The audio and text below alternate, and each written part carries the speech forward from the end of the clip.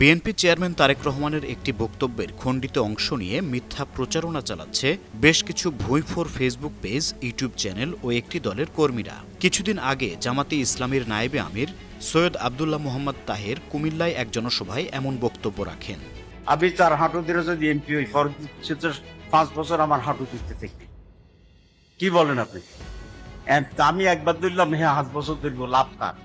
জামাত নেতা আব্দুল্লাহ মোহাম্মদ তাহেরের এমন বক্তব্যের জবাবে সম্প্রতি তারেক রহমান এক সমাবেশে বিএনপির নেতাকর্মীদের নির্দেশ দেন আগামী 5 বছরও তারা যেন জনগণের সাথে থাকেন।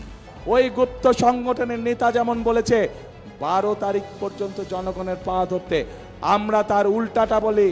আমি আমার নেতাদেরকে, আমি আমার কর্মীদেরকে বলি 12 তারিখ থেকে না, আপনারা 13 তারিখ থেকেও আগামী 5 বছর জনগণের পা ধরে থাকবেন। বিএনপি চেয়ারম্যানের এমন বক্তব্যটির একটি খণ্ডিত অংশকে বিকৃত করে অপপ্রচার চালাচ্ছে কুচক্রী মহল। 12 তারিখ পর্যন্ত আপনারা জনগণের পা ধরবেন, তারপরে বাকি পরবর্তী 5 বছর জনগণ আপনাদের পা ধরবে।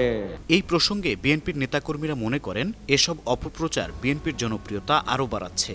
দেশের সচেতন মানুষ আগামী 12 ফেব্রুয়ারি ব্যালটের মাধ্যমে এসব কুচক্রী মহলকে দাঁত ভাঙা জবাব দেবে।